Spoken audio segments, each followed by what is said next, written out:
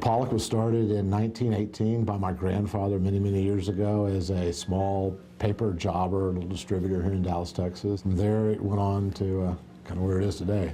There's a lot went on in those last 93 years. Way back in the day, the flexible packaging, bread wrappers, and that kind of packaging was kind of new stuff, and that became a big part of what Pollock was back then here and throughout the United States.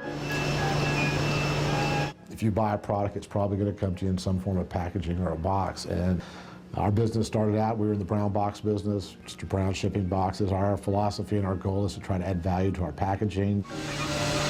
Packaging has evolved a lot, technology has evolved a lot.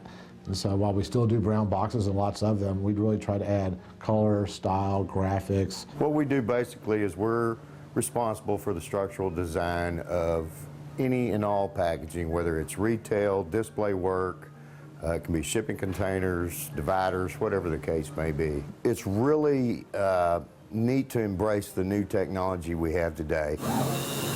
What you're watching this thing do right now, in just a minute or two, the old days we'd draw that by hand. Probably take a good 20 minutes, you know, to get it drawn and cut with an X-Acto knife.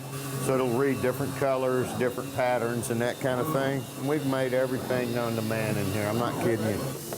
Take that sample, all the scrap falls out.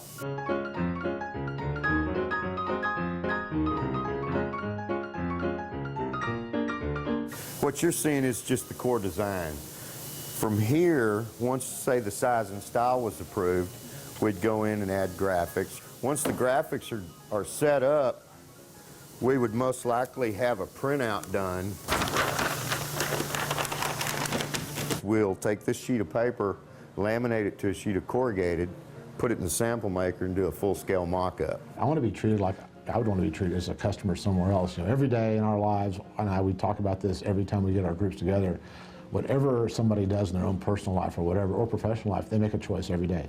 I like the dentist, I don't like the dentist, the cleaner, the grocery store, the gas station, somebody who fixes your car. And it's really the same with us. We had, and as you mentioned, we're blessed. We have a lot of customers who've been with us for a very long time, and we totally appreciate that. But the way we try to go to market is, well, that's nice and that's a good thing to know. They pretty much judge us on the last time we touch them. So we spend a lot of time on all those touch points, and we try to make sure we all remember we're only as good as our last order and our last bit of service. That's the way we do business. That's our culture here at Pollock. We had the Oklahoma State Fair that ran out of product on a Saturday, and I had two gentlemen. I called them up at home at about 4 p.m.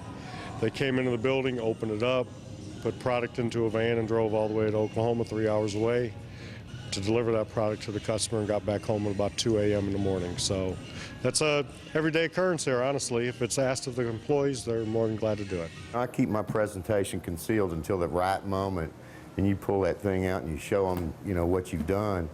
I've had people get up out of their chair and walk around and pick it up and look at it, and it's really neat because it's all of a sudden it's you and this buyer. There might be 6 people in there, but all of a sudden you've made this connection. There is a lot of history. There's a lot of foundation was put in by other people, and I guess as I tell my associates today and people I work with, you know, we have a big responsibility to keep doing it. We were very fortunate there was a great base built by other people, and really it's for us to take it to the next level, and that's what we try to do every day.